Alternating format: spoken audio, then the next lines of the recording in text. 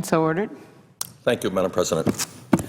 Madam President, there has been a lot of discussion here in the Senate, in the House, and in the media about what the super committee is doing and what they should be doing.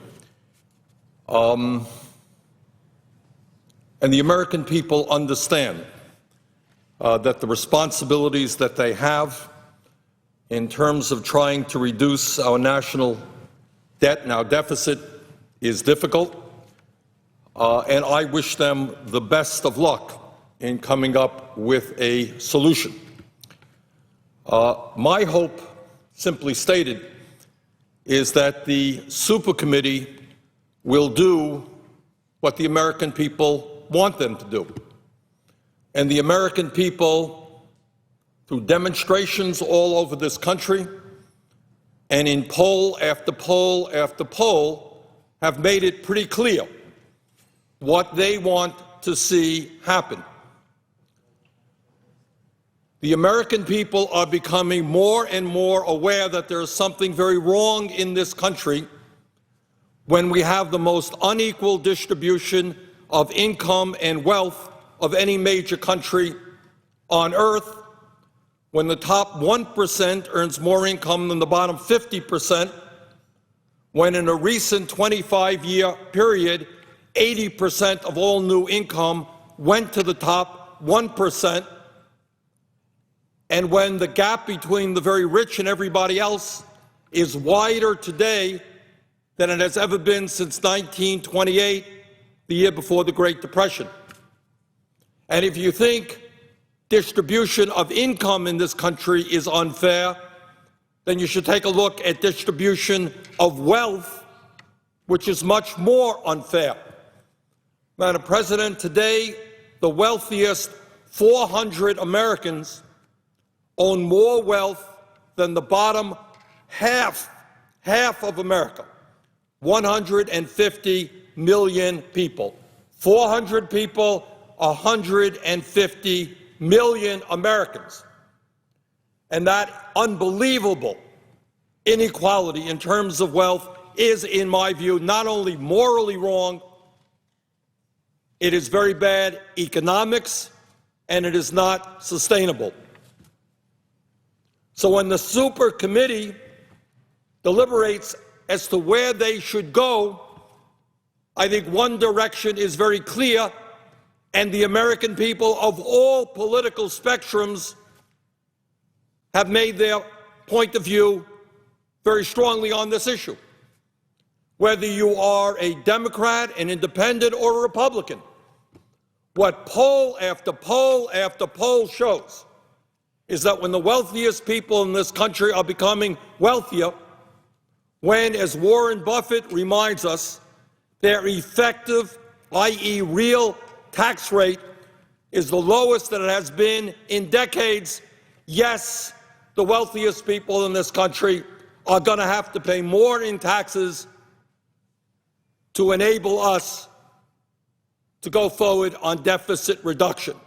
So any serious plan brought forth by the super committee must ask the wealthiest people in this country to pay more in taxes.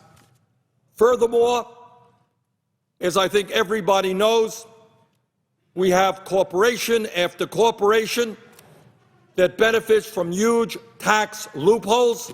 Study just came out today. 1 out of 4 major corporations pay nothing in taxes. There are examples that recently major corporations make billions of dollars in profit and not only pay nothing in taxes, get rebates from the IRS. Many of these corporations stash their profits in tax havens in the Cayman Islands and elsewhere to avoid U.S. taxes. And I think the American people are very clear that if we are going to go forward with deficit reduction, that large corporations are also going to have to start paying their fair share of taxes. And this is across the political spectrum.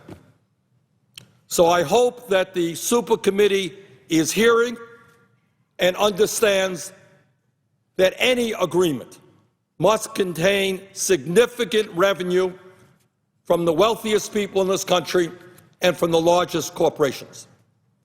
Furthermore, at a time when military spending has tripled since 1997, I hope, as part of their agreement, that the Supercommittee takes a hard look at our defense budget and asks whether it is really necessary that the United States of America spend more on defense than the entire rest of the world combined. So those are some of the areas that I hope the Supercommittee will explore: asking the wealthy to start paying their fair share of taxes, ending tax loopholes for large corporations, and taking a hard look at military spending, which has tripled since 1997. But then, Madam President, there is another area that the Supercommittee must also look at, and that is to understand that in the midst of the worst recession since the Great Depression, a recession caused by the greed and recklessness and illegal behavior on Wall Street, that the Supercommittee must not cut Social Security, cut Medicare, or cut Medicaid. Social Security is the most successful federal program in the history of our country. It has a $2.5 trillion surplus, can pay out all benefits for the next 25 years, and because it's funded by the payroll tax, has not contributed one nickel to our deficit. The Supercommittee must not cut Social Security. Madam President, 50 million Americans today have no health insurance, and many others are underinsured.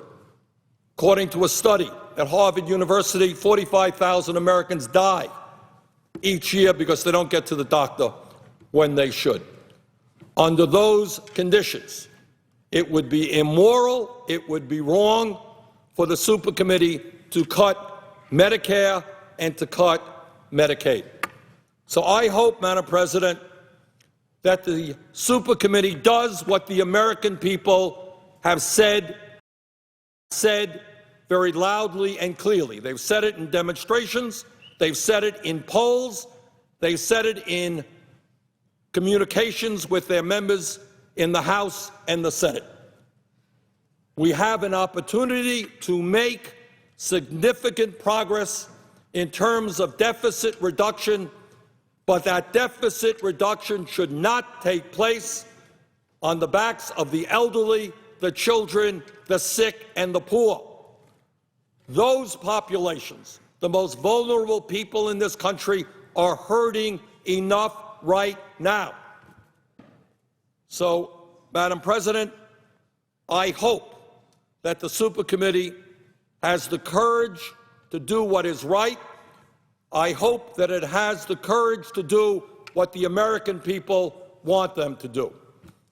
And with that, I would yield the floor and note the absence of a